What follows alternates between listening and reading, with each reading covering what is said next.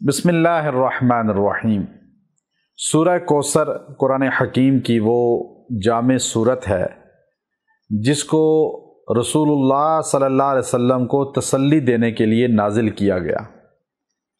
اب امت کے اندر جب بھی کسی چیز کے بارے میں اضطراب پایا جائے، جب وہ پریشانی کے اندر مبتلا ہوں، تو وہ سورہ کوثر کو کثرت سے پڑھیں اور مختلف انداز سے جو ہمارے اکابر بتلا رہے ہیں تو اس سے آپ کو فیض بھی ہوگا اور آپ کا مسئلہ بھی حل ہو جائے گا۔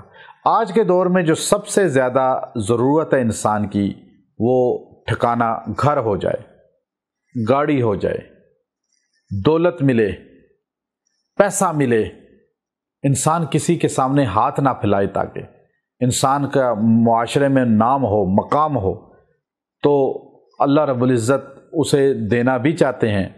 اللہ بھی چاہتا ہے کہ میرا بندہ صاحب حیثیت بنے۔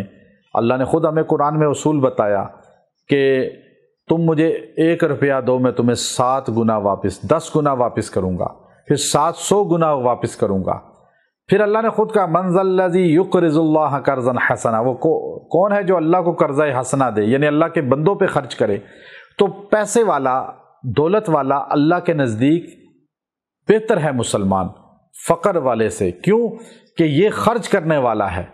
تو اس لیے اللہ سے دعا کیا کریں، یا اللہ مجھے خرچ کرنے والا بنا، اپنی مخلوق کو دینے والا بنا، اور وہ آپ تب ہوں گے جب صاحب حیثیت ہوں گے، دولت آپ کے پاس ہوگی۔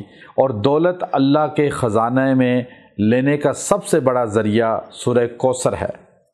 اللہ نے اپنے خزانے میں سب سے قیمتی چیز حوض کوثر، اپنے کائنات میں، مخلوقات میں سب سے عظیم شخصیت محمد عربی صلی اللہ علیہ وسلم کو عطا فرمائی۔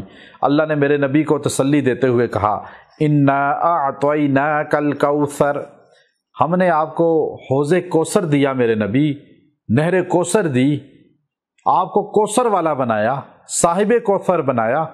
آپ کیوں پریشان ہوتے ہیں؟ جب آپ پریشان ہو دولت کے لیے، رزق کے لیے، گھر مکان کے لیے، تو آپ فوراً سورہ کوثر پڑھنا شروع کر دیں۔ اللہ آپ کے دل کو بھی تسلی دے گا اور آپ کو نعمت عطا بھی کرے گا۔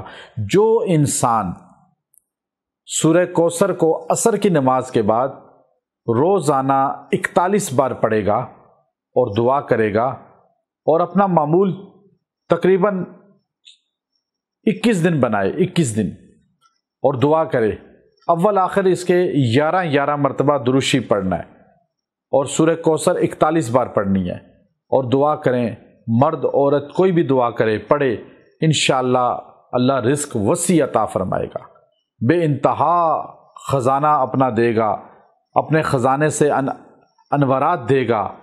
دولت اللہ اس کے رزق اس کو ضرورت کے مطابق عطا فرما دے گا، اور اس کو سکون قلبی بھی عطا ہوگا۔